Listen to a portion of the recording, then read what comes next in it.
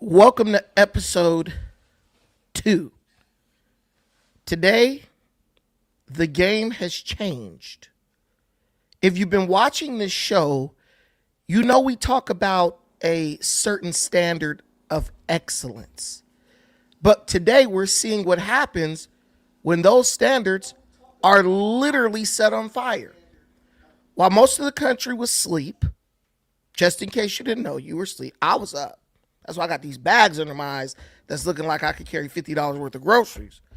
I was up.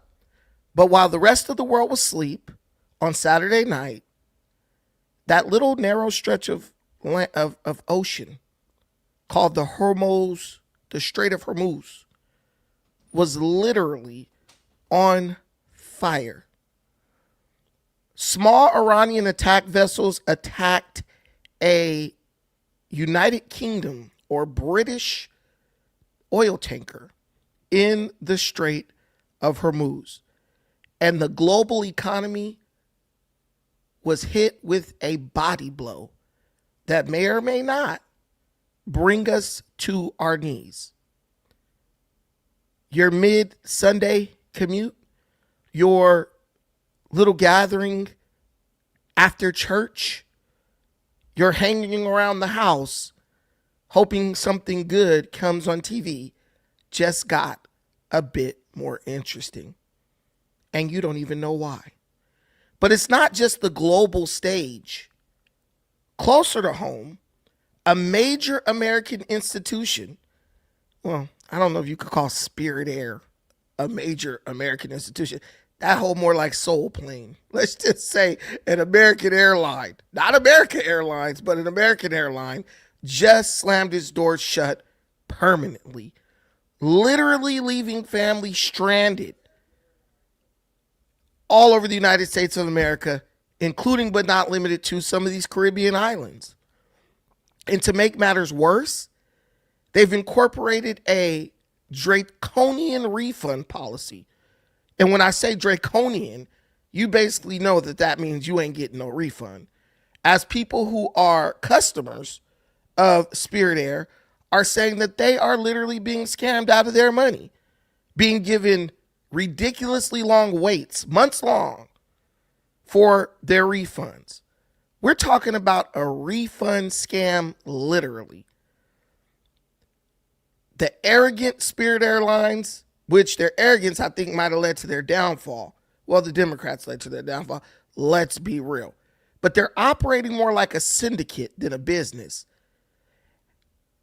And lastly, but not least, we're going to look at a prestigious university, South Carolina State University, a historically black college, where the idiotic students of that college rejected a commencement speech from the lieutenant governor of the state, saying that she's MAGA and her ideals don't represent the values of their college. I didn't know they owned the college. I didn't know that only a small segment of the college's population's values or lack thereof represented the values of everybody on the campus. But they rejected a commencement speech by the lieutenant governor of the state, which now is bringing them in the crosshairs of the federal government and may result in them losing some funding. Good job. Good job, kids. We'll get into that. But we're talking about a refund scam. We're talking about an energy trap with Iran. And we're talking about a graduation gamble by these moronic students at South Carolina State University. If you want to really know who's pulling the strings to all this and how you stay, let's say, dangerous in a world that wants to make you weak, hit that like button. Keep coming back to this channel, because today and for every day after this, on this channel, the truth will be more than just a suggestion. It's literally going to be a survival tactic. So let's get right into this situation, shall we? Bada boom, bada bing. We're continuing to follow some breaking news near the Strait of Hormuz, and I did want to share this with you. This is a social media post by Fox News stating that a large cargo ship reports being attacked by multiple small boats in the Strait of Hormuz, just 11 miles from Iran's coast. I also wanted to share this live look of the Strait of Hormuz with you right here as we continue to follow that breaking news. And as you're taking this live look at the map right there, we did want to share with you, you're taking a look at green areas as well as red areas. Those green symbols that you're seeing there live, those are cargo vessels there in the Strait of Hormuz. The red symbols are tankers. So the very latest information is that a cargo ship near the Strait of Hormuz said that it was attacked by multiple small craft. That's according to the British military's United Kingdom Maritime Trade Operations Center, marking at least 24 attacks in and around the strait since the Iran war began. Meanwhile, Tehran said that it was reviewing the U.S. response to its latest proposal on ending the war, but it also made clear that these were not nuclear negotiations. All crew on the unidentified northbound cargo ship were safe after the attack. That is according to the British Monitor. And Iranian officials have asserted that they control the strait and that ships not affiliated with the United States or Israel can pass if they pay a toll. Okay. So they want people to pay to go through a piece of international waters, which is absolutely wild. But hey, that's where we are. The Strait of Hormuz right now is effectively a war zone. I don't want anybody to get that misconstrued. You have the Iranian interest, the small little attack boats that are threatening civilian targets, right? They're not fighting the United States military that has basically put belt to ass on them for the past 2.5 months, right? They're literally attacking civilian vessels because there's nothing they can do to the United States military, right? So to all the people who are like, oh, they're winning the war. I mean, they might be winning the war against innocent civilians who have nothing to do with the conflict. That essentially to me would be considered terrorism because you're not fighting the people fighting you. You're fighting people who actually refuse to help the United States kick your ass. Let's see how far that's going to get you. So at this point, Iran is creating a situation where you're damned if you do, you're damned if you don't. And this is the message I keep trying to communicate to all of our beautiful, wonderful, liberal, Trump-hating friends. Now, I understand that you have to go against the war because you don't like Trump. That's fine. Forget Trump. Trump's fucking up. Let's just get that out. Trump's messing up. Okay, we can say it. I can be MAGA. Look, I could be MAGA and say that the president has made some blunders as far as the military execution, one of which is taking his foot off the gas and taking his foot off Iran's neck. So let's get that out of the way. Trump is effing up. In your mind, that's what you believe. Let's go with that. But here's the problem, and here's where your family's in danger. We're dealing with a regime of terrorists, which they've been called terrorists for the last 47 years, because that's exactly what they are. And what do we know to be the characteristics of a terrorist? A terrorist does not attack directly against the enemy that he is facing. He instead attacks innocent civilians in an attempt to get the enemy to back off. So the IRGC, or this fragment of it, they are literally operating as terrorists the whole time, trying to go to the UN and argue on the basis of international law. So that's like the bully is beating me up, right? Let's say, and I don't want to walk home because the bully's waiting on me. So I go beat up on some little girl at my school, so that and beat the crap out of her. And I tell the principal, hey, if you don't do something about this bully, I'm gonna keep kicking little Becky Sue's ass. Bro, you would be arrested for terrorist threats even as a kid. I saw a kid where that happened, right? When I was younger. So why don't we just call the IRGC what it is? You can call America a terrorist organization. You could say America does all these bad things and live. Okay, let's pretend like all that's true. If at the least, like I always say, especially when confronted with the Israel argument, There are no good guys here. The IRGC is not good. Iran is not good. Israel, they're not good. The Zionists are not good. The United States, I mean, I love the United States, so I want the United States to be the good guy. But no, we have our bad things we do too. But it's a dirty game, baby. And sometimes you got to get down and dirty to let them know that you ain't playing with their ass. And that's what I feel is the position that Donald Trump is in. But my question is this. The UK literally did everything in their power to push against the United States invading, or whooping up on Iran, right? They wouldn't let us use the bases that we literally pay for.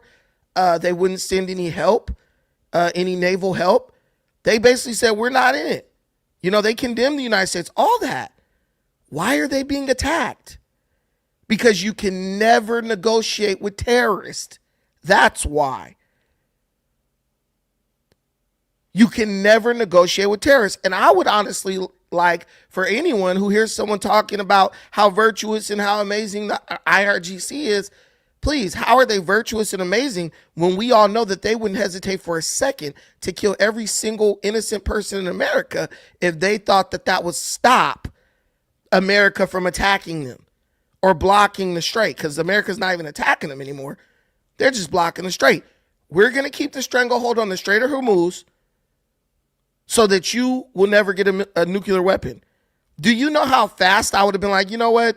Me getting a nuclear weapon is not worth losing everything. But continuously, we see that these low IQ individuals are like, we must have a nuke. Bro, you're going to lose everything. There's an old saying, what does it benefit a man to gain the whole world if he loses his soul? What does it benefit you to gain a nuke if you lose your whole damn country and all your damn GDP? And that's what Iran is literally doing. They're ready to throw away the wealth of their country because a lot of those oil wells can't, if they run dry, they won't be able to open them back up, which I don't really believe that. Where there's greed involved, people will find a way. But why is having a nuke so important to these people? And to me, that proves what's been said about Iran for the past 47 years. You are not that desperate for a nuke unless you have some intention, unless that nuke is crucial to some plot or plan that you have going forward. Literally, Iran, you know, all they're proving is that they were never a reliable source for oil or any type of resource globally. I mean, guys, think about that. I will destroy my country, kill thousands, because they've killed tens of thousands of their own citizens. I will collapse the economy further than I already have, and I will attack nations that for all intents and purposes were on my side just so I can get a nuke. Iran, if any of your leaders hear this, or the ones who are up in heaven, hey guys, how you liking those virgins? If any of them can hear me, understand this. The risk ain't outweighing, the reward ain't outweighing the risk. The reward is not outweighing the risk. You want a nuke that bad to where you're willing to lose everything. That is so dumb to me. There's no way. You got to know when to hold them and know when to fold them, right?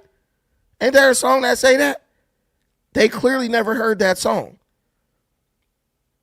The reality is we should have never created a globalist reliance on an unstable region like Iran. And we need to just drill right here at home, which we already do that thanks to Trump, and just leave them in piss, which is essentially what they're in right now. Iran is playing with fire because in their mind, they're telling themselves America's weak. Those weak Americans, they'll force President Trump to pull out, of the Strait of Hormuz and stop blocking us. They're weak. They can't, they don't know they can't, but they don't understand. While they're talking about how weak we are, we over here doing Michael Jackson dances on TikTok, not even thinking about them. It's stupid. It's literally time that they're reminded that American safety is bought with American dollars and is built on American energy, and our commander-in-chief, who does not negotiate with terrorists, unfortunately for them, is just like me. He's very defiant. We're kindred souls in that way. I wonder if they could, I hear something. Maybe that's the Ayatollah spirit coming back from the grave. I don't know.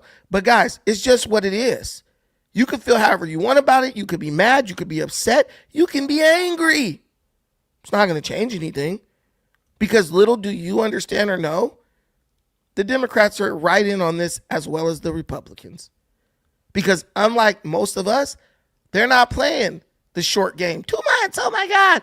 They're playing the long game. Do you know how much they're going to make in the stock market? Do y'all notice that the stock market is booming right now while your gas is going up? Well, if they have money invested in the oil companies, they're making money off of your misery. But here's the problem. The more you go against, Iran's the hero, the more they're going to let it happen until your sentiment changes. They're going to wait until you literally either totally forget about it or until you just accept it and capitulate to whatever they want to do. And then they're going to end it. That's what they're going to do. They're going to end it. Because this is past the point of just a conventional war. This is now a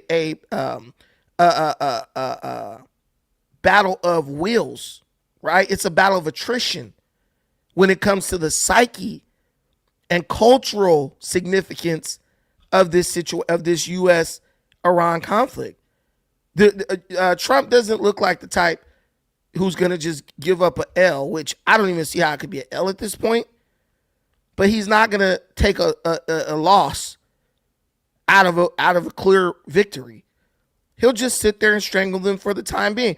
And really, no one's oil in America is really being affected by Iran other than California. Because we're dumb enough to send our oil. We pump the oil here. We send it to China. They refine it, then send it back. I mean, at the end of the day, if you're really mad about your oil prices, we should be mad at the people who thought of doing dumb shit like that. So they could close down refineries in America. They send it to China. China refines our shit and then sends it back. Basically like sells it back to us. That's so stupid. I don't know, Theo, who do you think is winning the war? But guys, yeah, if you want to come up and tell me who you think is winning the war and why, this is a beautiful Sunday show. We're chilling. We're hanging out. We're relaxing. Chilling out, maxing, relaxing, all cool. And I was shooting some b-ball outside of the... But you can hit the link in the comments and come on up. But yeah, Iran is smoking. They're tripping. And I'm telling you, you guys think we have it bad? They got it way worse. This is literally one of those you should see the other guy moments. They're getting cooked. WW obviously losing. All media not tell. Glady, garbage. We obviously losing. The media is not telling us. Girl, the world is wide open. The way you think the mainstream media got all the information is crazy. It's literally YouTubers in Iran right now. They went into Azerbaijan and crossed the border into Iran, floating all through that hole. Stop. The mainstream media ain't got no monopoly on no media. You crazy right now. I call my damn cousin right now. Let me see. Oh, I wasn't supposed to say that. Let me call my other cousin. Let me see what he says. Let me see what he says. Cause I got folks over there. Hold on real quick. I'll ask him. I'll get an update from the bro. But yeah, man, people are crazy. We are obviously losing because my telekineticist told me so. How do you really know? That's the part that kills me. How do you really even begin to suggest that we're losing? Because you're saying that the mainstream media is lying to you. And if you're watching the mainstream media, that means that that's your primary source of information, right? So how do you trust that they're telling you the truth? That's my biggest thing. How do you know? How do you know? Like, okay, so basically people are not looking at facts. They're saying whatever the media says, I'll believe the opposite. The media says this is good. Oh, it must be bad. The media says this is bad. Oh, it must be good. You can't prove anything like that. You can't come to any type of real conclusion like that. I call that wishful thinking. I'm trying to find this damn dude number because I always talk to him through, certain encrypted methods. But damn, for some reason I can't find it. Hold on real quick.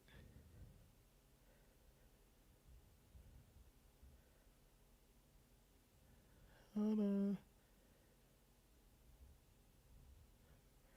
Oh, damn, my other fucking phone. Oh, sorry. My other phone is in my backpack. Hold on. I'll hit him up right here.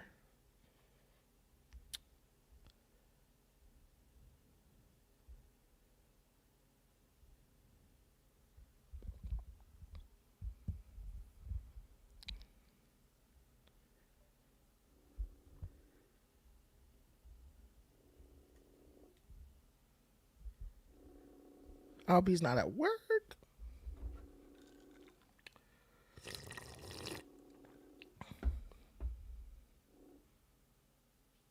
Yo, Nick. Hi. Yo, what's up? I'm good, man. How about you? I'm good. I was just calling you. Are you like super busy? I wanted like 13 seconds of your time. No, man, go for it. You're in Kenya right now, aren't you? No. I'm in America. Oh, okay. Yeah, I just wanted to know what's going on with the situation in the Hormuz. Just like a real brief, like 1 or 2 minute, like if you could just tell me like what are we hearing out of the Strait right now?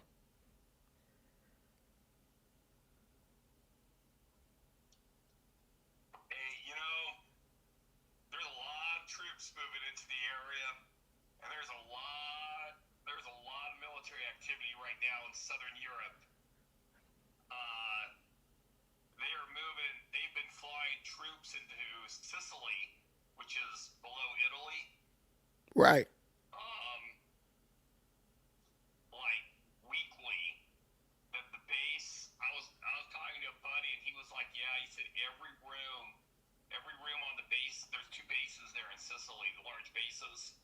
He said every single barracks room is full and has four Marines or Army personnel in each room. Whoa, 4 to a room? Yeah, and these are 2-people rooms. Whoa. And they're doubling up too, and they're even like putting up tents because they said they got so many troops moving in, and it's being kept off the TV because these guys are flying over at night. Oh. So nobody's being able to like take pictures of them, leave them from like Fort Bragg and out of DC where they're flying out of. So I mean, there's a lot of activity going on, and there's a lot of ships over there. I don't think it's going to be an invasion of Iran. I do not think it's going to be an invasion of Iran, but I think they are planning to take over that little isthmus right there where the Strait of Hormuz is. Oh, okay. Okay, so as far as like the situation with like the combat, would you say the United States is in a position of advantage, or is Iran in a position of advantage? Who do you think would you say, if you were calling balls and strikes, is winning this conflict at this point, based on what you're hearing? The U.S. definitely has the advantage, and I'm not saying that just because. The U.S. does have the advantage. Iran right now is in total disarray. Okay, there's a lot of stuff that is not being put out here in the U.S. You got to look at like European news, Indian news, see what's going on in Iran. There is nobody really in control of Iran right now. You got 4 fractions. You have Parliament, okay, which is low level. It's you can't equate it to the authority that Congress in the United States have. Parliament in Iran is very like low level authority. You have the president of Iran, who is effectively not doing anything because he doesn't want to step out of his house because he doesn't want to get bombed by Israel or the United States. Because he wasn't elected, he's in there because of secession. You have the Iranian Republican Guard. They are the fanatics. They are the true believers. They are the diehards. They are threatening to kill members of the Iranian Iranian parliament and the Iranian president if they talk to the United States and try and make any deal. All right, so they are threatening to kill members of parliament. They're threatening to kill the president. They're threatening to kill their families if they talk. And then you have the Ayatollahs who are supposed to be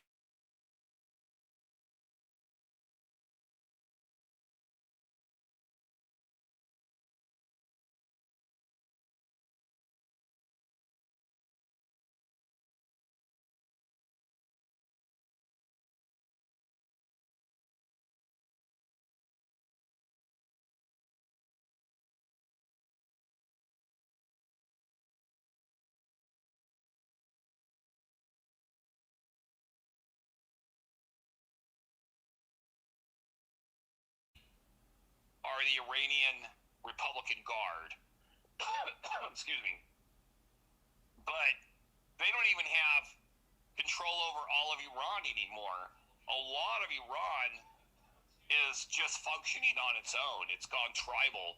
And what I mean by tribal is they're just operating independently. It's like little towns and villages that are just like, well, all right, we don't have anybody here. You know, we're not paying taxes anymore. We're just doing things on our own. So it's basically like martial law type. Yeah, they're doing it in Tehran and Safraz and some of the cities around Tehran. There's basically martial law, but like the Iranian people, they've burned down the apartment buildings and the homes that a lot of the members of parliament live in. So like members of parliament aren't even going out. And like I said, members of parliament are very low level. They have like the authority of like city council members here in the United States. And they're the Congress of Iran. Really, Iran does not have much military capability. They're going out and they're looking for fishing boats to use as attack vessels. Okay. They're trying to mount missiles on the back of Toyotas because they don't have any armored personnel carriers anymore. Those things, their military has been totally decimated. Now that does not mean they don't have weapons. It just means they don't have the equipment, the military equipment, to haul around those weapons. So they put a missile on a Toyota truck and they go try and drive it to another village, and Iran or the United States sees a truck with a big old dildo on it. It's like boom. As soon as they see it. Okay, so basically it's just like a build-up. Basically, the United States is trying to build up enough to show around like, look, we could if we want to, but you need to, you know, basically it seems to me they're trying to intimidate the IRGC. Like, oh my God, America's mobilizing. Do we really have a chance? But it seems like the IRGC is just functioning like a terrorist group. And that's what I was kind of saying. Like, they're just proving exactly what we've been saying about them for the past almost 50 years. They're just a bunch of terrorists who have control over a country. I would even rank them lower when it comes to legitimacy than the president of North Korea. Yeah, the IRGC right now, I think a good comparison would be like how the Japanese army was prior to and during World War II.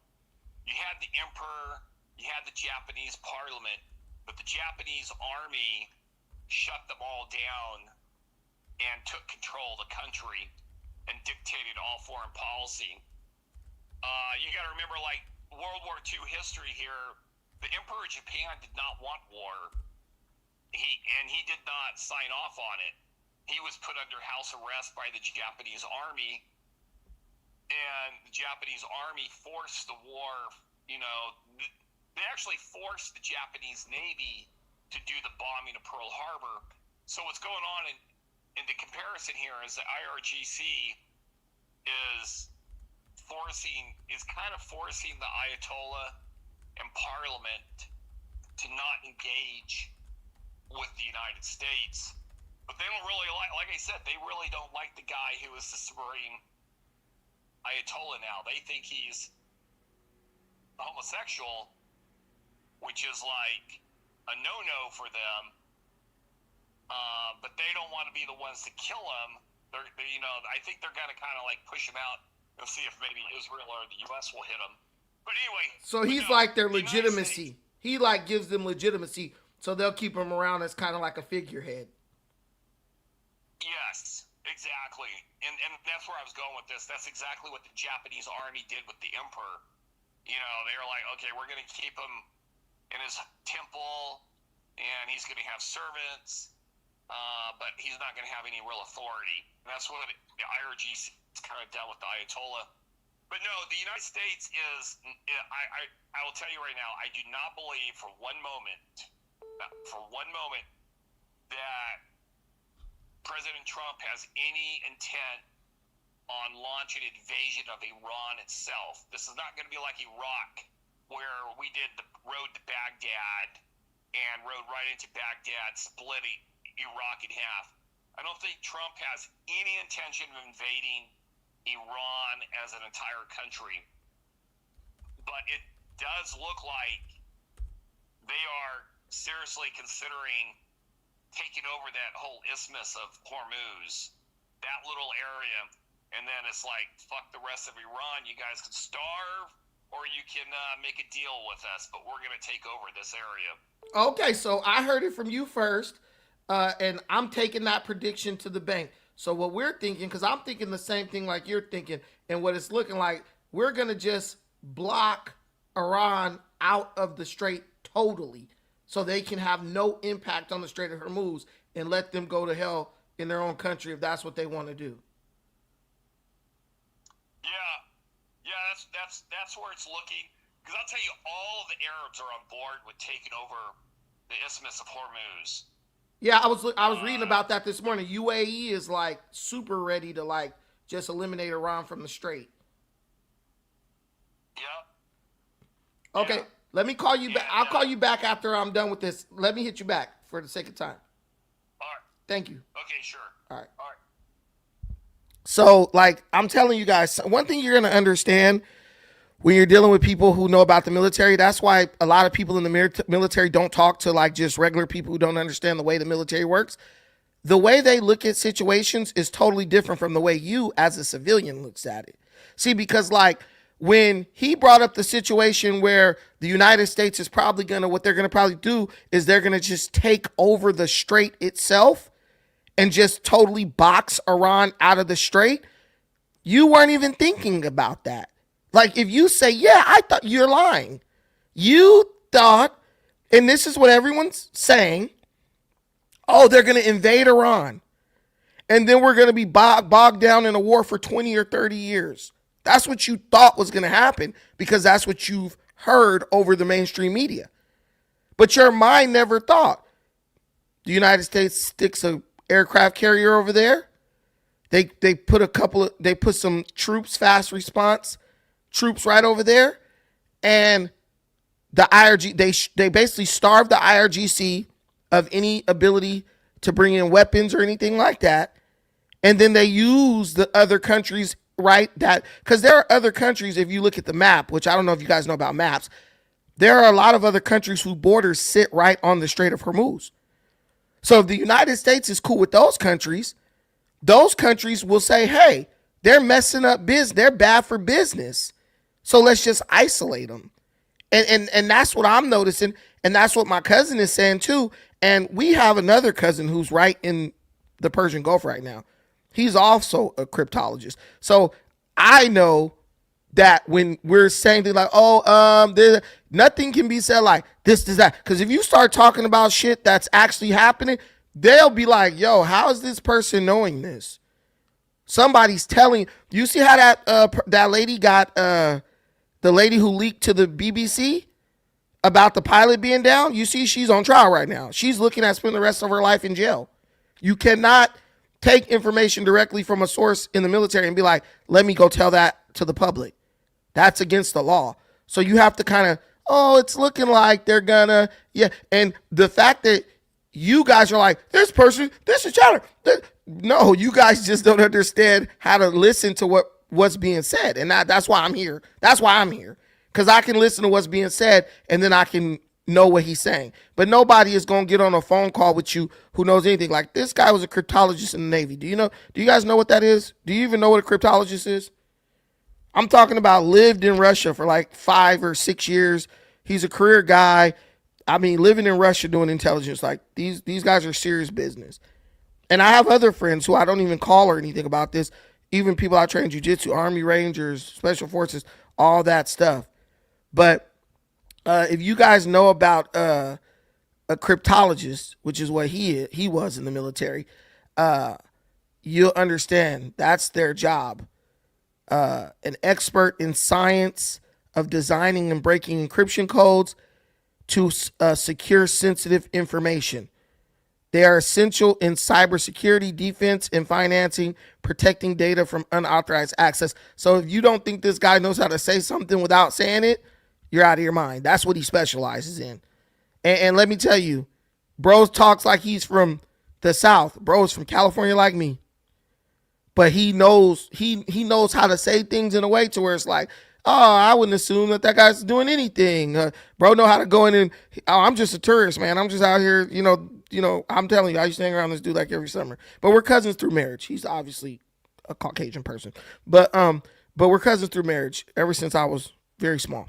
But just understand that and I want you to understand how you are now privy to some very interesting strategic thinking, because nobody was thinking, they might just isolate Iran. But see, that's why you know that you don't know more than the military knows. The generals, they know. They've been doing this for a long time.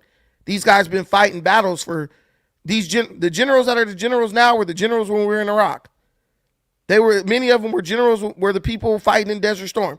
They know what they're talking about. They know what they're doing. Cutting Iran off totally and just isolating them, way easier than invading and trying to fight a war with them.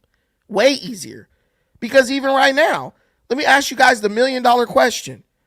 If Iran has capability, why aren't they shooting missiles at the American ships that are going in and out of the Strait of Hormuz every day? If they have this capability, why aren't they doing it? Well, they're not doing it because, one, if they shoot a missile, it will immediately be tracked and the missile launcher will be destroyed, and it will give away their position, strategic, their positions. So they're really in a position where they're damned if you do, damned if you don't. And so they have to operate like terrorists. And let me tell you something, terrorists ain't stopping shit. You know how many Somali pirates and stuff is on the water? They're not stopping maritime trade because the military knows how to deal with them. So now, if you really want to look at it, Iran has been reduced to the equivalent of Somali pirates. Think about that, though. Iran has been reduced to the relevance of Somali pirates. They're on small boats trying to attack maritime vessels, and guess what? They'll be dealt with. So you want me to step back? I'm not standing up, so I can lean back. But yeah, Iran is being reduced to they're Somali pirates at this point. I mean, if you really think about it, because the Strait is still closed, because what are they doing? They're using small boats to go and attack maritime vessels, trying to demand a ransom. So right now, you can't be like the big ships that we have. Those ships aren't even designed to be able to go in and escort maritime vessels through the Strait. So the United States is like, okay, that's cool. We bringing in more resources. And they're basically what they're going to do is they're going to do what they're doing in the Caribbean. They're just going to use drones to fly overhead. Oh, we got something. Boom, dead. Oh, we got something. Boom. And that's what I'm telling you. We live in a world where people have the attention span of like a gnat, right? 2 months is super short when it comes to war. 3 months is super short when it comes to war. How long were we in? We were in the war in Iran. I mean, in Iraq, bro. That thing lasted for years, and no one was like, "Oh, that took too long." You 3 months is lightning when it comes to war. Trump is moving at a great pace, and he's reduced one of the strongest militaries in the world to piracy, basically, and begging for ransoms in 2 months. If you would have told somebody that we were going to go to war or into a battle against Iran and they were going to be in fast boats with no Navy, military, Air Force, nothing in 2.5 months, no one would have believed you. What are you talking about? America has hypersonic missiles. They're sending them to Iran right now. You guys don't know what you're talking about. You guys, hey man, you guys are so crazy. I think it's funny because it makes good, it makes for good conversation. It makes for really good conversation, guys. United States is just deployed hypersonics to Iran.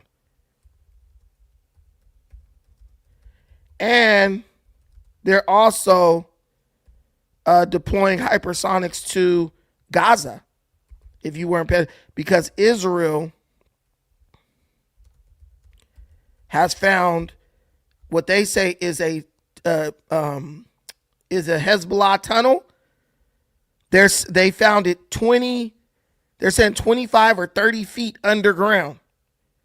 So now they want to send those hypersonic missiles to Gaza and Iran. Yeah, I don't know how y'all didn't know about this. Guys, understand, I know a lot of news. What I choose to report on is based on importance.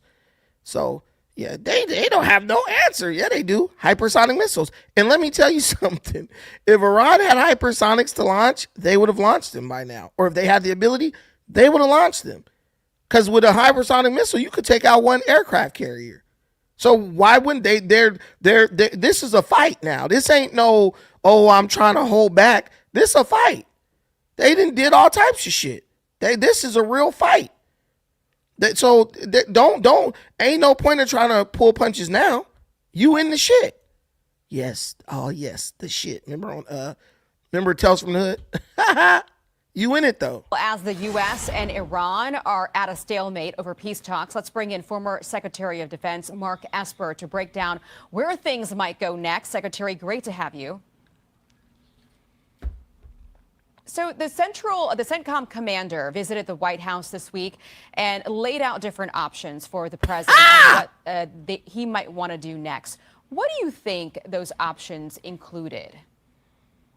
Well, I think first and foremost, it's probably a resumption of hostilities as we have seen over the last 8 weeks, which would mean a coordinated air and naval campaign with Israel against any variety of military and political targets throughout the whole of Iran. That's number one. Number two might be a more limited operation in the sense that it's geographically focused on the Strait of Hormuz, where we try to dislodge Iranian naval units, Iranian cruise missile defense, coastal defense units all along the Strait, so we could free it up and make sure that, to the degree possible, the Iranians are no longer able to threaten commercial shipping. So to me, that's the range of options. There are others in between there that might work, but it seems like right now that while the president is reluctant to resume conflict and rather let the economic sanctions take some more effect. Yeah, the economic sanctions, they are hurting Iran very much. I want to ask you about this headline that caught my attention this week, because there has been some concerns on Capitol Hill about weapons and being ready for the long haul if we have to be.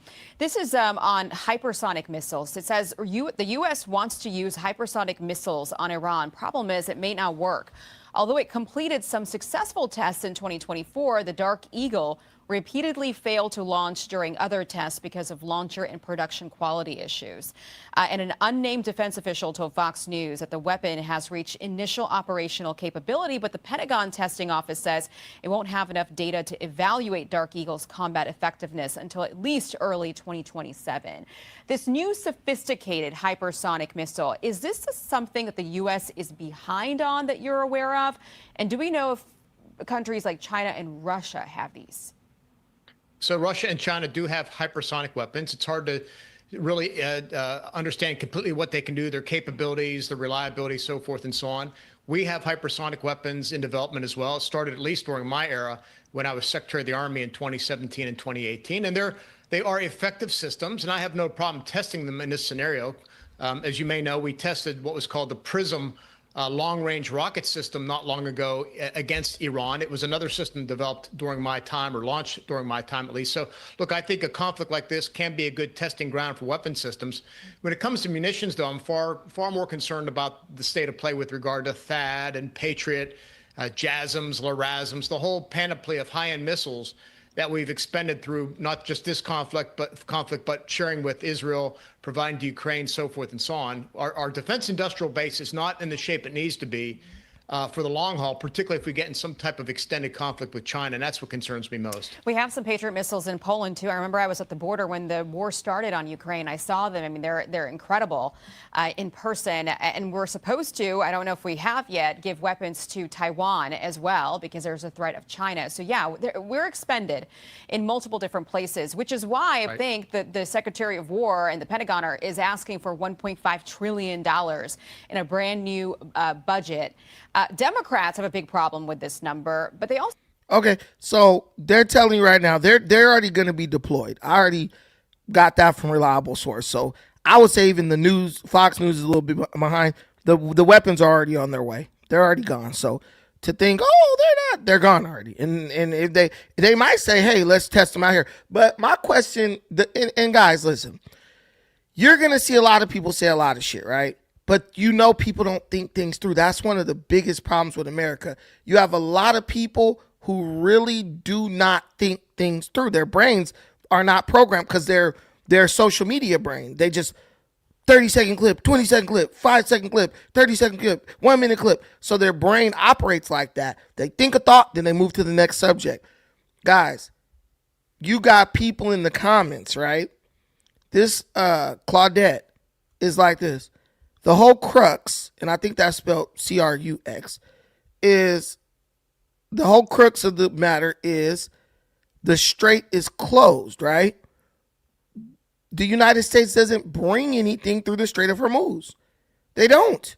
One state, California, brings oil that they send to the Strait to China, then back from China back to California to use it. So less than 1% of our oil comes through the Strait. So that's not hurting us.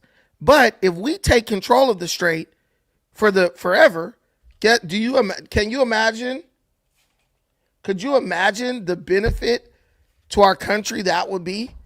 Could you imagine that? You know, we would control global oil. We would control China and everybody. We would control all their energy, which we're controlling it now because nobody can get through. So this is what you're saying. So I want to just explain this to people who have logical thinking ability. They're saying the Strait is closed, right? If Iran is winning, why haven't they opened up the Strait? We know they need the Strait to survive. That's like saying this. I got my hand around your neck, choking the shit out of you.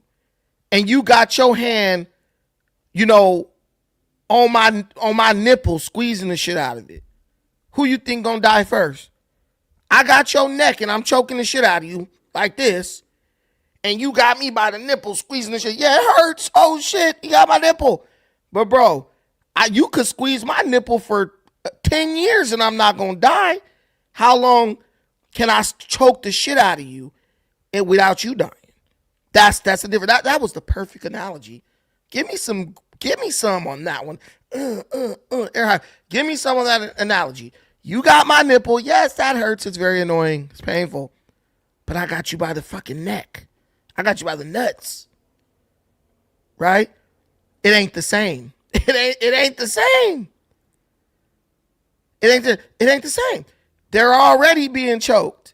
Some see that's the gnat like they, you can't choke them from the sea. Okay. Well, then why are they choking? Why are they losing 500 million a day? Why are their oil wells drying up? You can't do it, but it's happening. You can't do it. It's like telling somebody, it's like when black folks stand around the police beating the shit out of somebody. And they say, hey, you can't do that. They're doing it. Obviously they can. There might be negative consequences later on, but obviously they can do it because they're doing it. You can't take that out the store without paying. I'm taking it out the store without paying. Maybe I'll go to jail, but I'm doing it. So I just want people who want to know, who want to live in reality and not fantasy, understand something.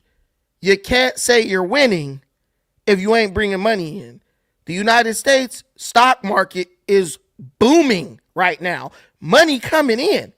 Money coming in. Everybody is still paid. We doing Michael Jackson dances over here. They are over there strangulated. They ain't getting nothing in. And China ain't getting can't take no oil up out of there unless the United States say, yeah, y'all could take a little oil so y'all can keep moving, so y'all could keep producing the shit y'all make for us. But ain't no deals being made with Iran by nobody. So I just want y'all to understand, you could keep saying it all you want to. That don't mean it's true. People who know, they know. You know, we know. I'm getting good information. I'm getting solid information. But what I want you to do is take advantage of what we just found out or what we just, we learned. So it's looking like they're doing a choking strategy. They're trying to isolate Iran, not invade Iran. See, everyone's, invasion, because that's how our minds are wired based on the past. But I think we're dealing with a way smarter president who actually listens to his commanders and his generals. And I think they're like, look, we could just choke. They can't beat them in a land battle. Well, we would obliterate Iran in a land battle. 1. 2, we don't need to make it a land battle. We could make it a naval battle easily. And they got no navy. You guys don't know how many nations we whooped out with just navy. Because, like Japan, if you know your history, Japan didn't want to open its markets to trade with the United States. You know what the United States did? They went and put a warship on the coast of Japan. And it was like, if you don't open this market up for trade within 1 year, we're going to bring these ships back and we're going to reduce this island to rubble. And guess what? When the United States came back a year later, Japan was opened up for international trade. So y'all can say what y'all want to. My biggest question to y'all is this. Look, I want you guys to realize how ignorant people are. Oh, Japan has Iran has hypersonics. Russia, China. Why didn't use them then? I'll wait. Why didn't I use them? Why didn't I use them? She could tell me she got a fat cootie, but if I ain't never seen it or felt it, it might as well not exist. I don't know if it is real until I see it or until she uses it on me. That's the same thing. But I understand why a lot of black people fall for this, because that's what black folks do well. Sell wolf tickets. Would you believe me if I told y'all most black folks can't even fight? But they sell them wolf tickets like they, It's like, don't believe that. Don't believe that. Black folks holler, F the police. Police slap their mama. Oh, why'd you slap my mama? Not doing nothing. That's like Iran them. They gonna keep talking. They gonna keep talking. And the United States gonna keep hitting their ass. And you know what they gonna do? When they get it, they gonna keep talking. China, they not in it. China is on Iran, urging them to surrender. Like, give it up. Russia, they fighting for their life.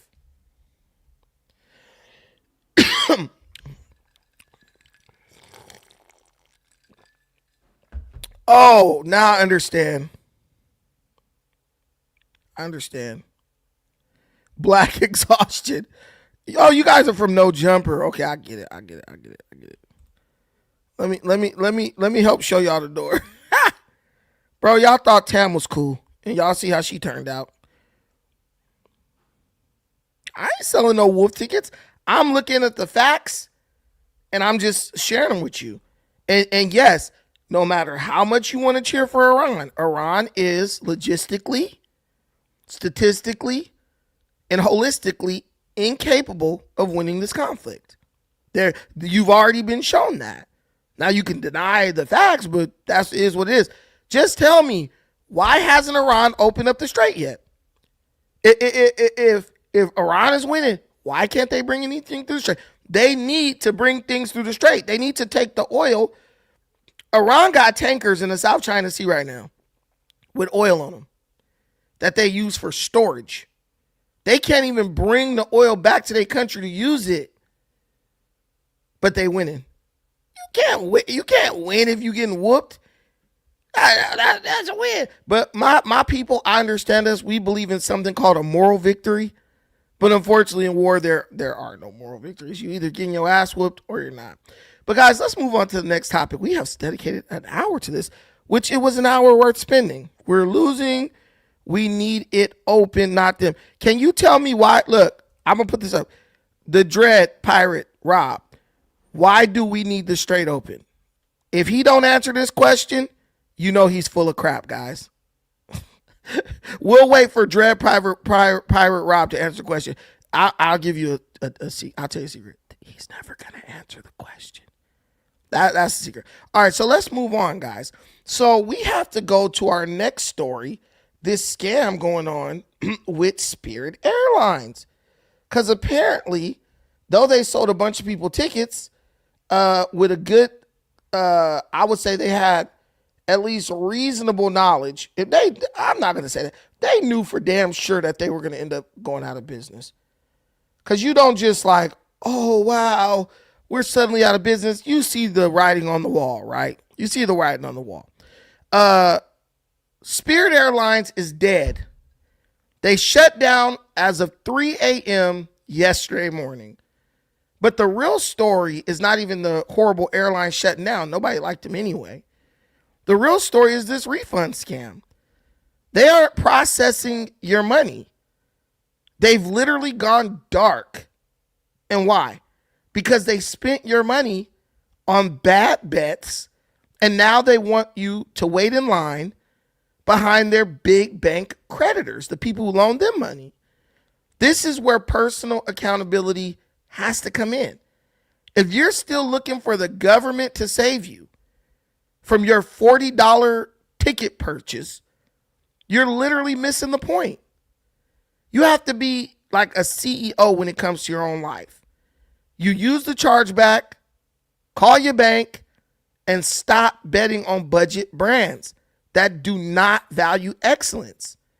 And I come from a community that when it comes to clothes, we will break the bank. But when it comes to flights, we're scrimping and pinching and trying to pay as little as possible. This failure of the system should literally be a warning to you. Not everyone values excellence. Not everyone operates based on a standard of excellence. That's just the reality. So if you do business with people who do not have a standard of excellence, you're going to be just like these people, mad at Spirit Airlines because they can't get their refund. Excellence is not just a word. It's not just something that you use or you implement at a certain point in your life. You literally have to have a standard for your life that's based around excellence. When I was younger and I was broker, I used to kind of wonder like, man, why we don't, I look at my granny and them, my grandma loved Cadillac, right? My grandpa, that's the only kind of car he used to buy. Cadillac. And I used to always think like, why do he always want to buy a Cadillac? Why we can't buy a Toyota, or something, it's one of these other type of cars, right? But then as I got older, I understood it. In my mind, I would think back like, damn, you know what? My granny car was never breaking down. Damn, you know what? We was never stuck on the side of the road in my granny or my grandpa car. Why was that? Because they had a standard of excellence when it came to what kind of vehicles they were going to buy. And they stayed with that Cadillac until the Cadillac was no longer the best there was. But how many people go to the dealership and say, oh, you know what, I just want anything that's cheap. And then all of a sudden they having a problem with it every week. And now they mad. They don't blame themselves. Oh, this person got over on me. They sold me this piece of junk. And it's like, nah, bro, you knew it was a piece of junk before you bought it. You knew Spirit Airlines was funny when you bought the ticket. You knew they was going to make you catch the damn bus to the terminals way in the back so you could get on the plane. And you knew there was something funky about that. But you said, hell no, I want the $40 flight.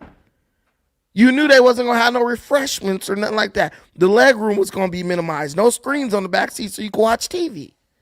You knew all that. So why did you expect anything more from them when it came to refunding you your damn money? We love doing that. Bro, I'm telling you, I learned a lesson about this a long time ago.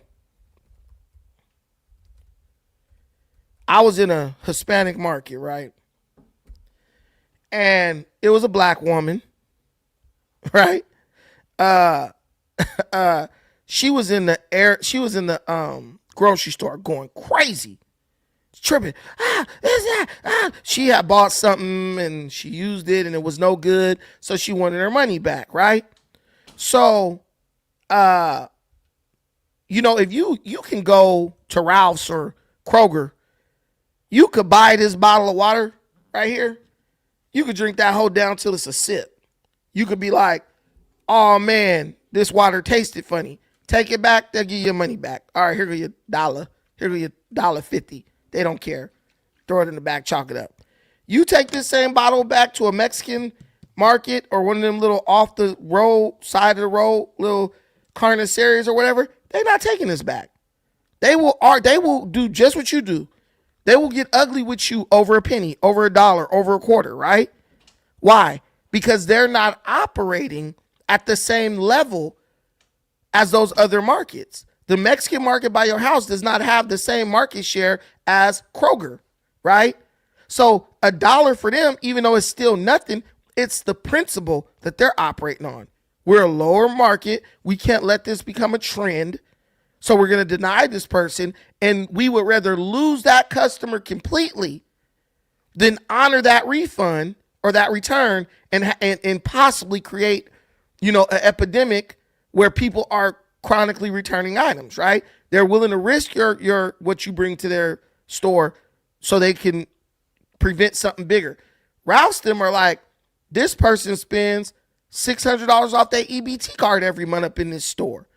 Refunding $1 or $2 purchase or a $10 or $20 purchase is nothing. Refund it, give them their money back. We'll get it on the back end. That's the same thing with the airlines, y'all. American Airlines, United, Southwest. They're just operating at a higher standard than Spirit Air. So when it comes to, Spirit Air, bro, let's be real. They didn't even have customer service, barely. They had no refunds on tickets. You miss your flight, you buy a new flight. They had no stand. What makes you think that the people who wouldn't even give you a refund if you missed your damn flight and wouldn't even put you on another flight are suddenly going to be like, yeah, let's give you back your money. So now they're going to string you along, right? They're going to string you along as long as they can to see if you forget about it. You just get tired or whatever. And hope you forget it, or you're going to have to go to the government, and the government's going to have to basically take legal action on your behalf, or you'll have to take legal action, which will be way more expensive than the little $42 you pay for the ticket to get your money back. Spirit Air took advantage of the fact that you guys just want low quality. You want the low price no matter what. Would you believe me if I told you that in some of our communities, especially the black community, just wanting the lowest price no matter what destroyed our economy in this country? I'm young enough, I'm old enough to remember. I watched the black-owned stores go out of business because the Asian-owned stores came in and put a sign that said 99 cents on the top of the store. You go in the damn store, ain't nothing 99 cents.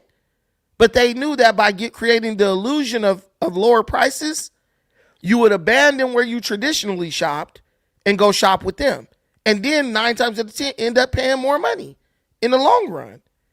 This is real. 100% build is met. Victim mentality coincides with accepting, not just accepting, desiring lower quality, lower standards, cheaper this, cheaper that, no matter what the cost is. It's some of y'all who buy tires at Walmart. And they do sell some good tires at Walmart. But you buying the real cheap, you buying the cheapo cheap at Walmart. The stuff that's like mostly just straight, like rubber, like it's not even going to last you 500 miles. But you buying them because you just like, I just need it right now. Hell, you might just go get the messed up tire you got patched up. I'm talking in this country, you know, as much wealth as we're around and we have proximity to, we really shouldn't have to settle for low quality in like subpar standards. And now you got to go to the Channel 7 News to find out how to try to get your money back. Spirit Airlines was scheduled to operate 277 flights nationwide today, even more throughout the weekend, all of which were canceled. And this right here is video of the final Spirit Airlines flight making its final landing at the Dallas-Fort Worth airport last night. Thousands of stranded passengers now wonder how will they get to their destinations or back home. And now a handful of other airlines, including United, JetBlue, and Southwest, are offering Spirit customers discounted rates. Eyewitness News reporter Anthony Carlo has more from the newsroom. Anthony. Well, Tanya, Joe, other airlines, as you said, jumping in to help with those discounted fares, of course, temporarily. For example, JetBlue is running a $99 rescue fare special through the beginning of next week. But remember, with high demand and limited availability, rebooking might not be the easiest. For the thousands of people caught off guard, Spirit Airlines disappearing into thin air in the middle of the night. Travel experts say if you haven't already acted fast, you need to. You need to rebook yourself ASAP. So look at Frontier, American, United, for example. Other airlines are stepping up to the plate with price-capped one-way tickets for Spirit customers, reduced fares on overlapping routes, but don't be fooled by the expectation of a bargain. Well, here's the thing, too. I thought they said that allowing Spirit to merge with JetBlue would eliminate competition. Ain't that what they said? Oh, we can't let them merge because if we let them merge, that'll eliminate competition. Well, it clearly ain't eliminating too much competition because now those same airlines are stepping up to get the Spirit Airline customers who are stranded back home. So it just really be bullcrap. It really be BS. You could have let Spirit merge with JetBlue, and this collapse would have never even happened. But nah, politicians get in the way. And you know what's funny? Why aren't the same politicians who created the situation that caused Spirit Airline to go out of business, why aren't they creating a situation where they can help these people get home? Now capitalism got to come save the day. Well, we'll give you a $99 ticket from wherever to get home. See, I'm not making it racial. Shut up, Bill. Bill, come up here and tell me how I'm making it racial. Bill, come up here and tell me how I'm making it racial. Bill is clearly one of these people who pretends, oh man, race is not a real thing. Race is a real thing. That's why when you go to a fill out a job application, they got different groups on there. Well, ethnicities, right? And then on top of that, well, let me stay on topic. I'll talk to you, Bill, in a second. Because you don't even make sense. Of a bargain at every turn. There are going to be options, but they are going to be more expensive options. And we want travelers to be aware that it's already a more expensive market. Transportation expert Katie Nastro says Spirit customers are entitled to a refund under federal regulations. Spirit says it is giving refunds if you paid by credit or debit. You would call your credit card and say that you're unable to basically get the services not rendered. There is no airline to provide that service.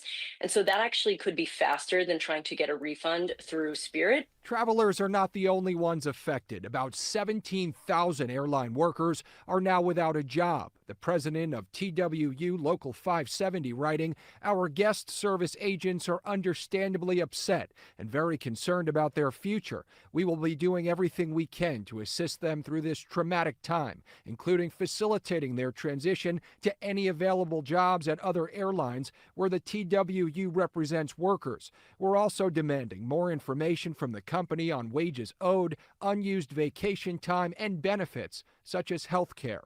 There's demand for aviation workers. So even American and United have drafted or crafted microsites for Spirit employees to potentially jump the line, jump the queue, and get preferential treatment in the application process. And by the way, for travelers, if you no longer use the same credit card you used to book your flight with Spirit, you can't get a refund, and you have to take it up with the U.S. bankruptcy court. That's according to what Spirit has right now on its website. And we know y'all was using green dot cards. We know you was using green dot cards. Y'all money is gone. Money is gone. So somebody said a lie in the comments.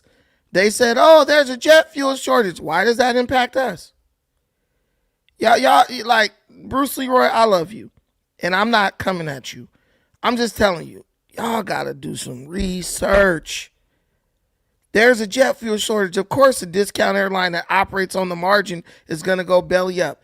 No, the jet fuel shortage is only affecting Europe and Asia. That ain't affecting us. That's not affecting us. If you look at the stats, the United States is largely self-reliant, self-sufficient in jet fuel. We produce the vast majority of our supply domestically through our extensive refinery network. While it is a net exporter of jet fuel, we actually send jet fuel to other countries. Certain coastal regions remain structurally dependent on foreign import due to internal logistics and pipeline constraints. And what that means when it says internal logistics, that means that they're signing on to stupid green energy deals. And then they say the pipeline, well, if you can't get it through the pipeline, ship it across land with a truck or however you got to do it. But we're literally sending jet fuel out of the country. So that I keep telling y'all, stop making it like, oh, the war in Iran. It ain't that simple. We love to try to reduce things down to the simplest form, right?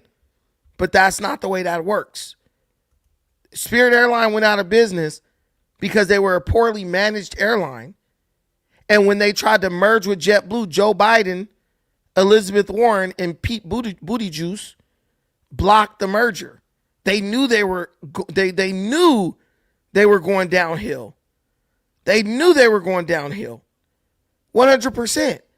But instead of allowing them to do what they had to do within the laws of capitalism, they blocked it, talking about, oh, if they merge with JetBlue, that will reduce competition in the market. Well, doesn't them going out of business reduce competition in the market? Just chalk it up. The Democrats did this. This one is squarely on the Democrats. This one is squarely on the Democrats. They doing too much regulation, too much trying to tell people how to run their business like they're experts. And it cost us an airline. It cost y'all them cheap tickets, right? But yeah, so basically you ain't getting no refund from Spirit Airlines. Chalk it up, move on. I don't even know a person who got time to cry about $40, $99, man. You better get on. You better get on like you've been spit on. But yeah, Bill, I don't think I'm the ignorant one, Bill. I think that's you, Bill. Yeah, so we're going to get into our next story. This is crazy. SCSU, South Carolina. So a lot of people say, like this guy, Bill, he's mad. Your coach is always making things about race. We live in a melting pot in this country. Race is a thing. And when I say race, I don't mean like the human race. I mean like color and ethnicity is a thing. And the more people try to act like it's not a thing, the worse off our country gets. Because when one side acts like color and ethnicity don't play a role in people's unique experience in America, it allows the other side to weaponize that ignorance against them. And that's what the Democrat Party is doing to the Republican Party. They're simply weaponizing the Republican parties, the conservatives, and I'm a Republican. They're weaponizing this tendency within conservative spaces to act like there's no such thing as color and ethnicity, i.e. race, right? But it's not something that we should try to eliminate. I think we can acknowledge the unique struggle of every group in the country based on their ethnic identity, their cultural identity, and their cultural experience, while at the same time showing those people that if they stop focusing so much on that and start focusing on the things that we have in common, their life will improve greatly. We can walk and chew gum at the same time. We can. When I call out race, I do it when I think, culture and ethnicity is impacting us in a negative way. I'll give you a prime example. I did a whole show. There's a guy running for California governor, Javier Becerra. Well, some people call him Xavier, but I know his name is probably Javier. But Xavier Becerra, right? He is a Mexican. That guy, well, let me verify that because I know he's Hispanic. He's a Latino. Let me make sure he's Mexican. I'm betting he's Mexican, though.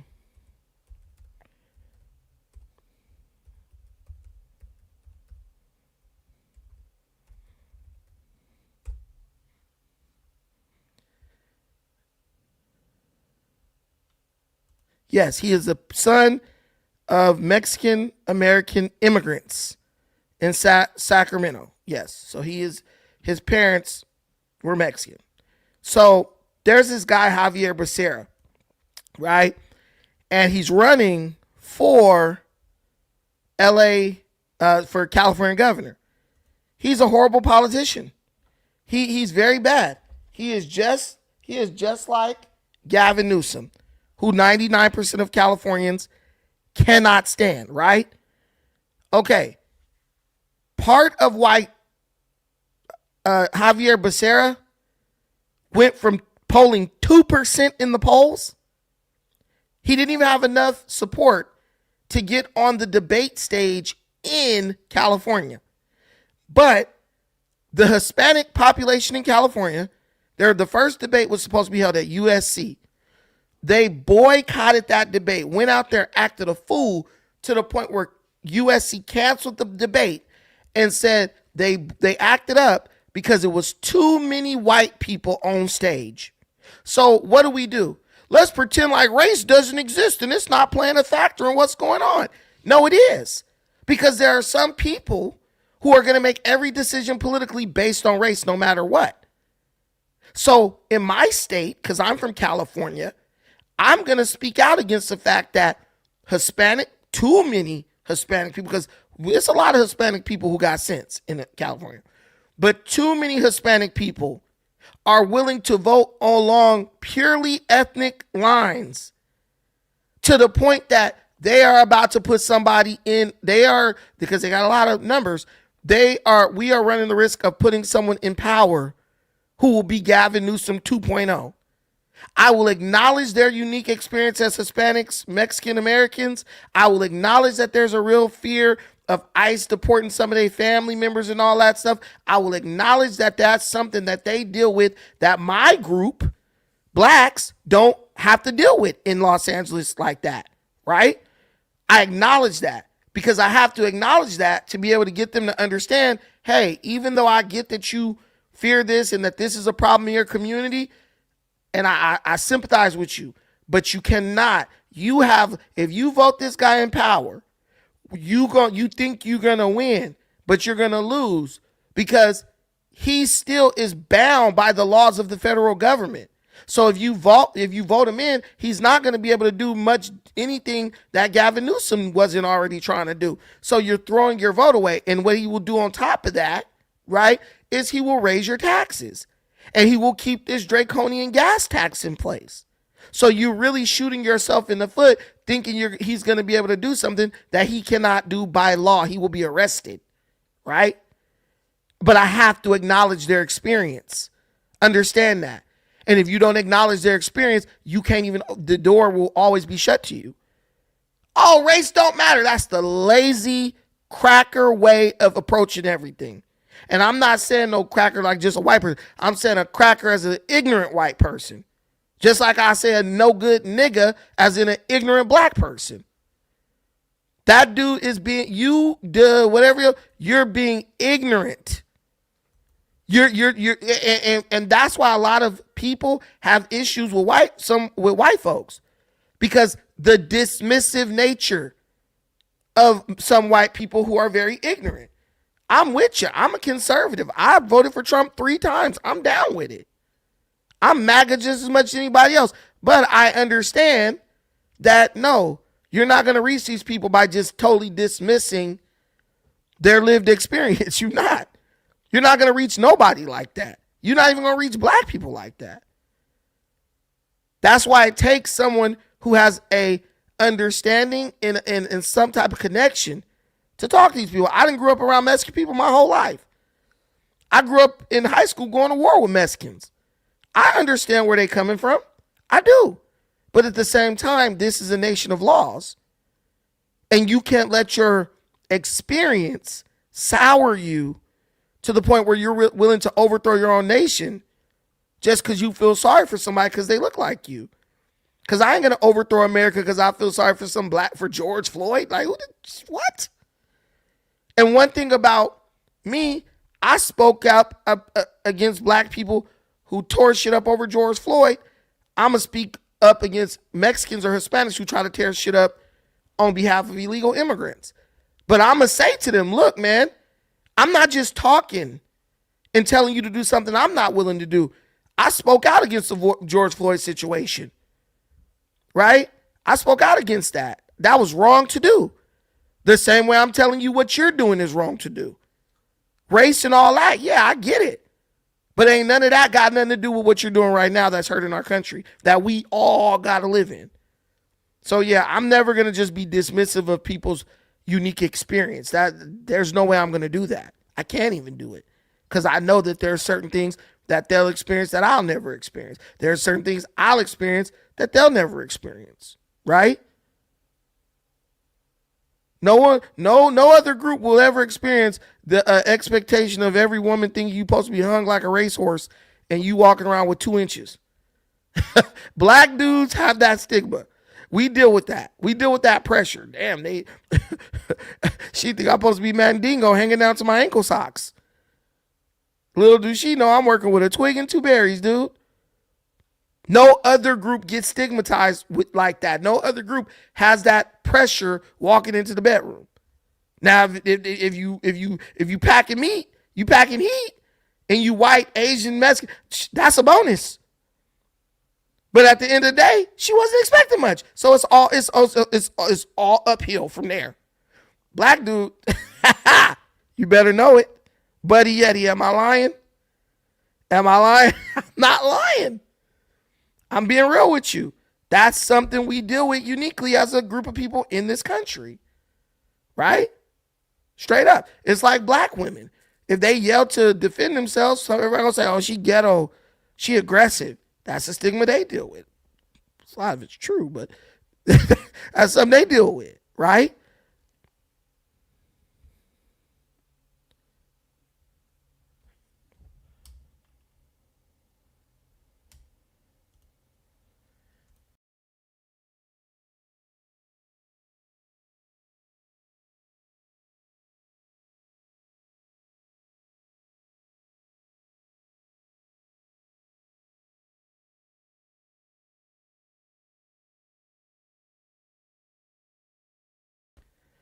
But you're gonna get nowhere in America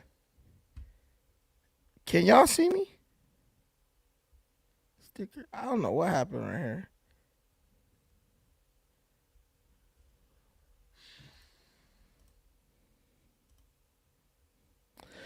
But you're not going to get nowhere in America walking around like you don't got to pay attention or care about somebody's unique ethnic or racial experience. I hope everybody understands what I'm saying there, bro.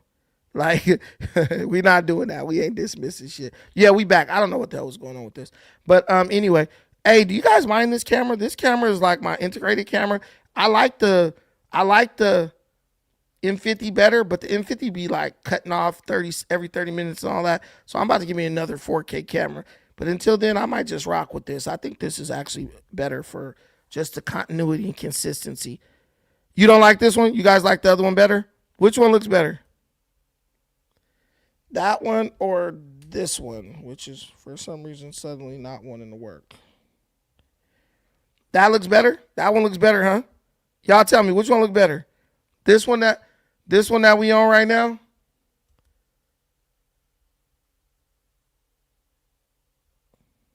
This one we on right now? Or this one? The other one has a warmer color. Put a 1 for the warmer color, put a 2 for this one, the integrated.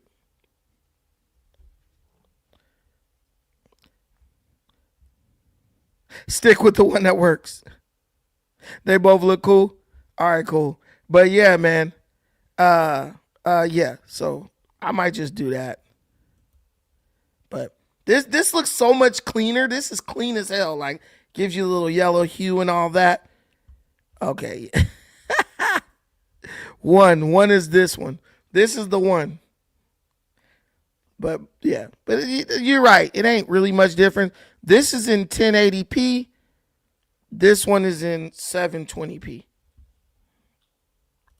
So, but anyway, so yeah. So I just want to point that out. And what everything I just said, it kind of goes into our next story where we talk about this damn HBCU, and how these idiotic students, they're basically under fire from the federal government.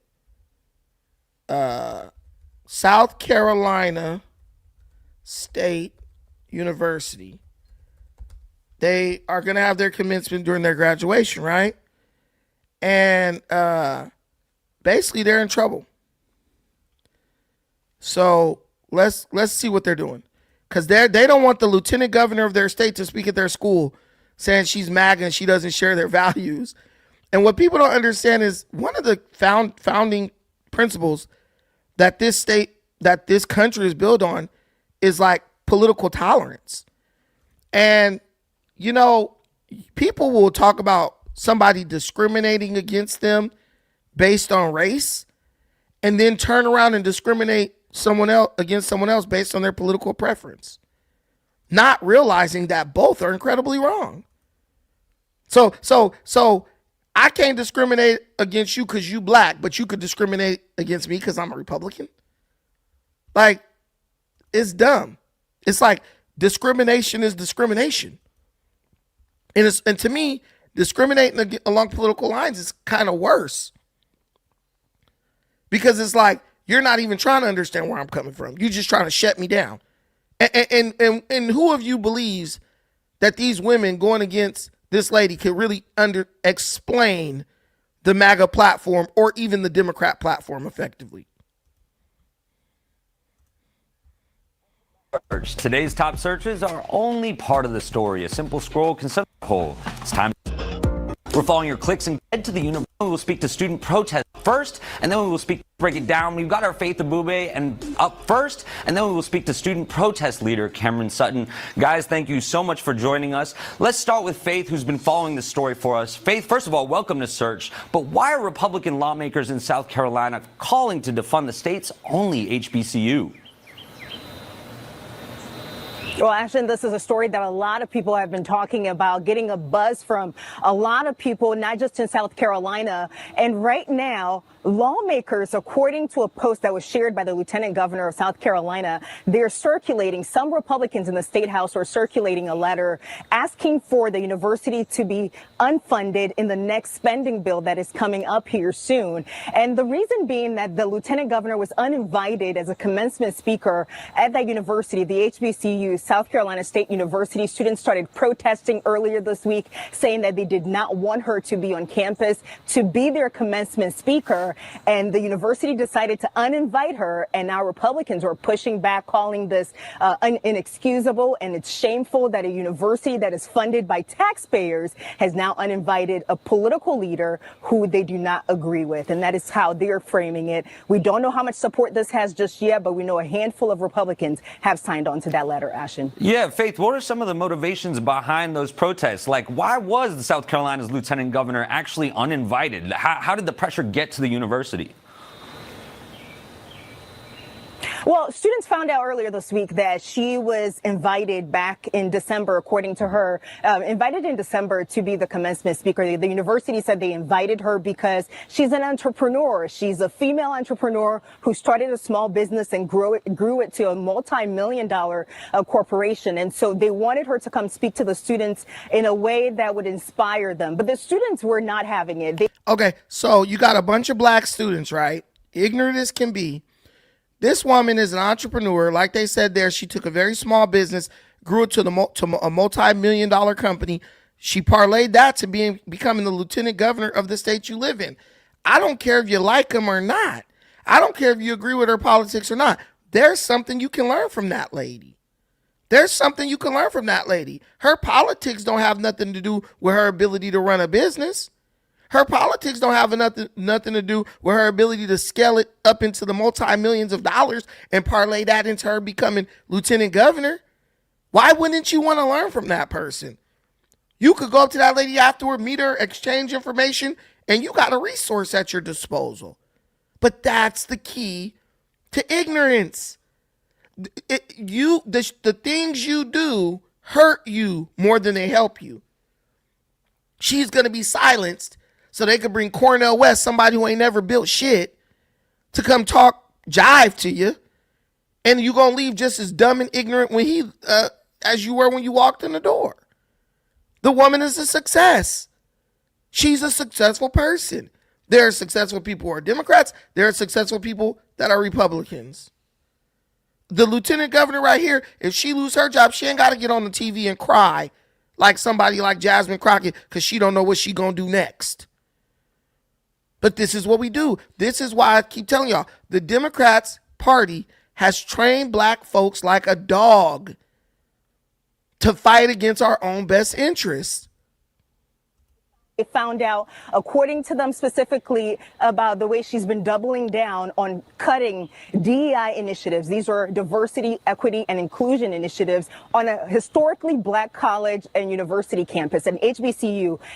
South Carolina State University is the only HBCU in the state of South Carolina. And it's also part of a bigger system across this country that started before the 1960s because black people were being discriminated against. And so these students took issue with the fact that the university was inviting someone who wanted to gut DEI initiatives. Well, this is what I'm telling you. How do you even have DEI at an all-black school? If you just, and see, this is why I couldn't just be around a bunch of black people in the South like that. How do you have DEI at an all-black institution? Everybody black. Ain't nobody being discriminated against because they black. So you just going to get the best, right? You're just going to say, hey, the best out of all these blacks is who going to get the opportunity. It's stupid. A HBCU protesting over cutting of DEI. Guys, there is no DEI at a HBCU. Who's the minority? Everyone's a minority, duh. So how can you have DEI there? This is BS. They don't like this lady because she supports Donald Trump. And they've been told they can't support Donald Trump. That's it. They don't know why. They can't break it down to you. Dean Withers, this little white boy, Midas Touch, he can't even break it down. He could talk and say a bunch of lies. So if he can't break it down, I doubt any of these people gonna break it down because no black person could really tell you how Donald Trump has hurt them. Donald Trump is Mexicans and Hispanics and illegal immigrants get hurt by Donald Trump. But this was a reason to walk out of class, act a fool, and we don't want that white lady talking to us. Yeah, just seeing the video right now, Faith, of these protests, they certainly look active. How's the lieutenant governor actually responding? Well, she's defiant. She's unapologetic. She says she's not going to apologize. In fact, she called the student Defiant. protesters woke mobs and said that the fact that she's been uninvited is another reason why DEI initiatives need to be cut from college university campuses because, in her words, students are being indoctrinated. Ashin. Faith, thank you so much. Let's now bring in South Carolina State University student protest leader. They are 100% being indoctrinated. I've never even watched this video, but I bet you the protest leader is a black woman, and I bet she's overweight. Cameron Sutton, he's on campus right now. Cameron, why did students protest Lieutenant Governor as the commencement speaker? And what's it like on campus now? How's the sentiment been like for you? So for us, it was mainly just about the morals. We understand that she doesn't stand for what we stand for, so we wouldn't allow her the opportunity to speak here. We understand that she is an amazing woman, but just her moralities and the things she stands for, like taking away DEI for HBCU, it just can't. So she's an amazing woman, but because she doesn't stand for what we stand for, she can't speak. So if she doesn't agree with us, this is socialism. This is what's being pushed into our black minds on a college level. If someone doesn't agree with you, you silence them. You become a dictatorial authoritarian that you accuse Trump of being. See, everything they accuse you of being, that's what they are. I could sit up and, if someone's a Catholic and someone's a Buddhist, they could sit at a table and have a conversation and be civilized. If someone is a Muslim and someone is a Christian, they could sit at the table and be civilized. But if she don't agree with what we think on politics, she can't even come up here. That's bullcrap. Pure hypocrisy. The same discrimination black people claim that we was fighting against in the 60s with civil rights. We didn't go full circle. Well, we done did a 180. And now we are the very thing we claim to be fighting against. We had on our campus, and it's amazing on camp. We all are filled with energy that is due for a win, energy that deserves to be shown during our win. Yeah, Cameron, how did you and other student protest leaders react to the calls to defund your school? Did you see that coming when the protest started? And how are you guys responding now? 100%. I had to get this comment. Black people are the poster child for DEI, and it doesn't even benefit us. 100%. It's a proven fact that white women benefited from DEI more than any other group in America. So if this white woman wants to cut DEI, she's hurting her own group. She's hurting her own group more than anybody. So why do we have a problem with that? That's the part that's killing me. Why do we have such an issue with it? It don't make sense. It does not benefit you, especially if you're a black male. But you out here acting a fool over. And that's my thing. You got a whole group of college students. And I know some of them have to know that, or maybe they don't. Because in my experience, college students is the most ignorant people ever. Some of them. Nobody said, wait, y'all, DEI benefit white folks more than it benefit black folks. Why are we up here raising Cain over this mess? Nah, they don't care. As long as it gives them an opportunity to try to relive the 1960s, you know what I'm saying? And pretend like they Martin Luther King. They're going to act the fool. Ashin. Faith, thank you so much. Let's now bring in South. HBCU. How are you guys responding now? You and other student protest leaders react to the calls to defund your school. Did you see that coming when the protest started? And how are you guys responding now? No, we never seen it coming. But we understood that standing on what we believe will always come with repercussions when you have somebody that doesn't believe in the same thing as you. Cameron, what's the response now? Sorry, go ahead. No, it's okay. It's okay. Finish. Yeah, Cameron, what's the response now? I mean, how do you take these sort of threats to be defunded and translate them into making sure that you guys achieve what it is that you'd like to see happen? Well, one, we hope that they are just threats because this is not their first time trying to defund a school for using their First Amendment right. Also, we understand that the only way we can change this is by voting. We must go out to the polls. We must register to vote. And come November, we must vote. We must act on what we say. If every student we have at the protests for these last 2 days, these protests that will happen within this week, that may ever happen, as long as you go vote, we can change, and that can be the change. Cameron, you're just a sophomore. Do you feel supported by the university in this time? No. Yes, sir. Yes, sir. Oh, he yes, does? Sir. I know Okay. it's nothing but love for my Bulldogs family. Bulldog tenacity and Bulldog pride is something that runs deep within all of our veins. So being out there protesting, standing up for our school and what we believe, it felt amazing. And it made me understand how one person can bring everybody together. But it just only doesn't take one person. Yeah, Cameron, how do you hope to use this experience to move forward? Especially, I guess it matters what the outcome actually is, but what are you and other student protest leaders hoping to do next? We hope to get people out to the ballots and vote. We hope that people will stay educated on their legislation, their government, and every chain of command that there is. Being educated can protect you from so much because if we were uneducated, if we were the mob that she said we would have never protested. He doesn't even realize how uneducated he is. I said once, I'll say it again. DEI primarily benefited white women. So how is eliminating DEI hurting you?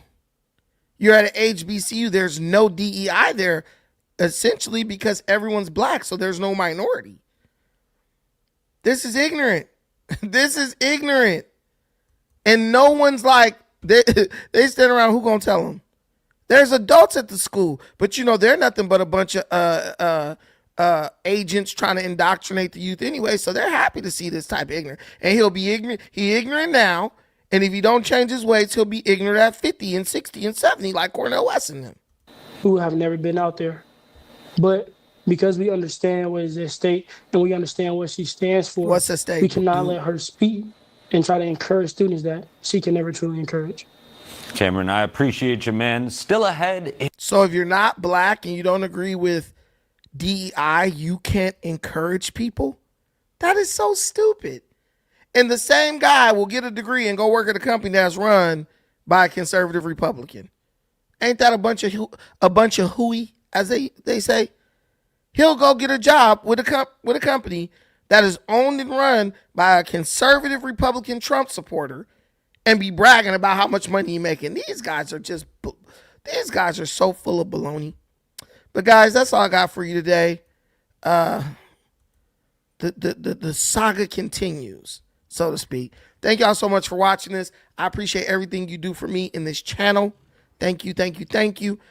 We will be back tomorrow. We may be back early tomorrow. I think I might, I don't know. I'm trying to do this thing a bit earlier, so I have the rest of the day to kind of work on clips and all that stuff. So, let me know. Y'all could always throw out time suggestions, whatever. Do me a favor, join us on Discord. We are in Discord. The link is at the top of the chat. I finally downloaded Discord to my actual phone. So I'm in there. I've been in there chopping up with people all day. Right? Come in the Discord. We can always continue these conversations. Yeah. Claudette Olivier. I don't know your name, but you can't wipe Cornell's shoes. You can't debate Cornell. Yeah, no one has to debate Cornell. Candace Owens crushed Cornel West because he's a shucker and a driver. You can beat anyone in a debate when they build everything up on lies like Cornel West does. Cornell is the pro black, married to a Mexican. That I win. I win. That's why the game's called I Win. These dudes are not real, bro. These are communists, socialists, who make money off of capitalists. Who Cornel West work for? Let's be real. Emderline. Hey, what did I skip over of you? What did I do? I'm sorry. The chat is moving kind of fast. The graduation ceremony is for the students. If they want a different speaker, why isn't that good enough for you? That's the whole thing. Did all the students unanimously say they didn't want her there? And when the person is chosen because they feel that person has something they could offer those students. Every useful thing you ever heard or learned, you only learn from someone who agrees with you on everything. You could have got in there and they could have gave the most inspirational commencement speech ever. It's not a campaign rally. It's not a political event. She's there because she's there to talk about, give them encouragement going forward. So why are they making it a political event? And I'm going to say it again. DEI don't even benefit black folks, black males especially. The decision is rooted in ignorance. If they were like, yeah, she takes money from Israel, I can understand that. Now, this is just rooted in ignorance. And unless every student on that campus was like, we don't want her there, all ideas have to have a chance to be represented in America. That's why this is America. That is it. That's it. All ideas have to have a space in our institutions, whether you agree with it or not. You know, there's people who don't like Barack Obama. But if Barack Obama was coming to the school and 100 students protest, they'll be like, screw you, it's Obama.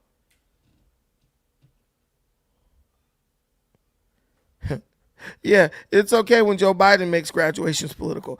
But they're just like, listen, all I'm saying is you do not want, what's up, Jacote? You do not want these type of people run in charge of your country in 20, 30 years. These people are operating purely based on emotion.